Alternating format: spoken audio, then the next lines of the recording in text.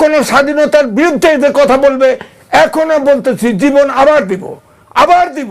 Van গাড়ির থেকে রুটি খাইছে, এখন তারা V8 গাড়িতে চড়ে, তারা ওয়েস্ট ইন্ডিজে হাঁসের মাংস খাইতে, দেশ ম্যাসাকার করে আগুন খুঁজে পোড়ায় দিবে, কিচ্ছু বলা যাবে না। হযরত মুহাম্মদ সাল্লাম পালিয়ে মক্কায় ছিলেন, আমরা তো জানি হিজরত করা। এখন যদি পালিয়ে বলে জামাতের নেতারা বলে, এটা কি করে মানবো?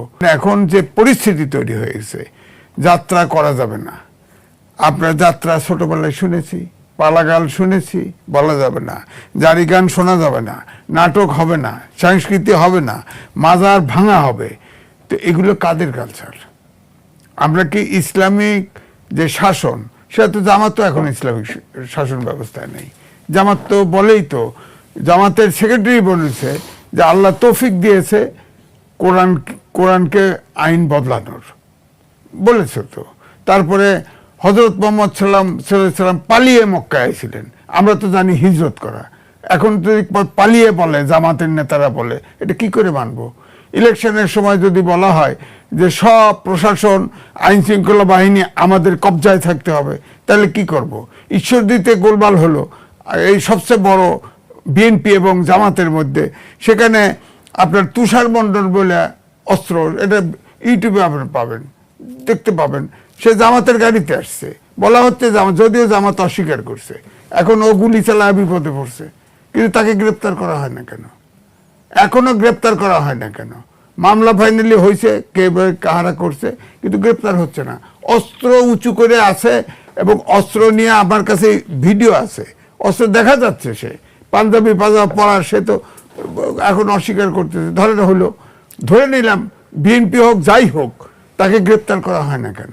এটা কেন? এটা কেন? সে অস্ত্রের বিচার হবে না? আপনার 5ই আগস্টের পরে 60% আপনার পুলিশ স্টেশনে আগুন জ্বালিয়ে দেওয়া হয়েছে, এবং পুলিশকে টানিয়ে হত্যা করা হয়েছে চিৎ করে। এটা অভ্যুত্থানের শক্তি, অভ্যুত্থান, কিছু বলা যাবে না। এটা হত্যাকাণ্ড না? তার বিচার হবে না? তা তো ইন্ডিপেন্ডেন্টলি দিয়ে দিছে না, অভ্যুত্থানে যা হয়েছে এটা করা যাবে না, করা যাবে না। গণহত্যার বিচার হবে, এটার বিচার হবে না। মব সন্ত্রাস শুরুর থেকে শুরু হয়েছে, এটা মব বলা যাবে না। অভ্যুত্থানের শক্তি, দেশ ম্যাসাকার করে আগুন খুঁজে পোড়ায় দিবে, কিচ্ছু বলা যাবে না।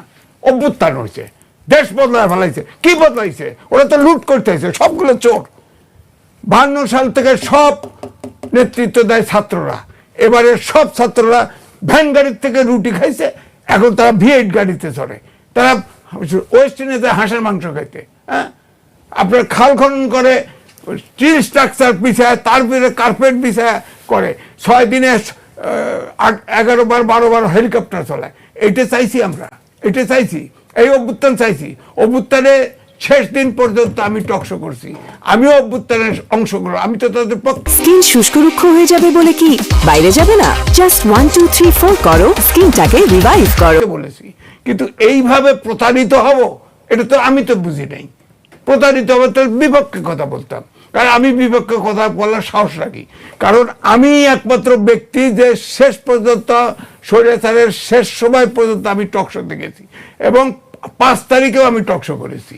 হ্যাঁ, সুতরাং আমি ভয় করি না। সুতরাং এই অভ্যুত্থানের পরে এইভাবে ইউনুসকে একটা আইনা বিদেশিদের দিয়ে দেশ চালাবে, স্বাধীন দেশ রক্ত দিয়ে স্বাধীন করেছি, যারা স্বাধীনতা নিয়ে প্রশ্ন তোলে, স্বাধীনতার নিয়ে প্রশ্ন, আমি তো কোনদিন শুনি নেই। বিহারি তো মোহাম্মদপুরে আছে, বলেন না, অনেক সময় মিছিল বার করে না। বিহারিরা পাকিস্তানে সাক্ষী দেয় না, তো সাক্ষী তো দেয় না। 30,000 বিহারি মেরে ফেলছে, নতুন করে হঠাৎ করে করতে আবিষ্কার হলো, করতে আবিষ্কার হলো।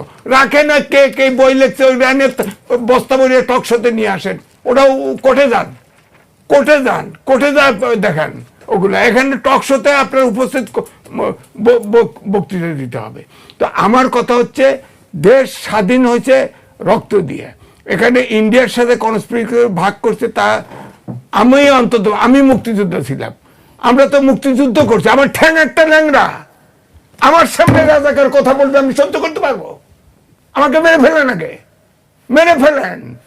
এখনো 1 লক্ষ মুক্তিযোদ্ধা বেঁচে আছে, ছাড়বে না। কোনো স্বাধীনতার বিরুদ্ধে যে কথা বলবে এখনো বলতেছি জীবন আবার দিব, আবার দিব, কিন্তু স্বাধীনতার বিপক্ষে কোনো কথা বলা যাবে না। এদেশকে মেনে রাজনীতি করতে হবে। যারা মানবে না তাদের আবার গণহত্যার দায়ে বিচার করা উচিত, এবং যারা মানবে না তাদের এই দেশে রাজনীতি করতে দেওয়া উচিত না, তাদের নিষিদ্ধ করা উচিত। তাদের রাজনীতি কেন করবে? যারা গণহত্যাকারী তাদের কেন কেন ইয়ে হবে, মাপ চাইলে মাপ হবে? বলছে না যে জামাতরা মাপ চায় না। আরে ভাই, হো তো রাজাকার, ও তো মুক্তিযুদ্ধে যায় নাই।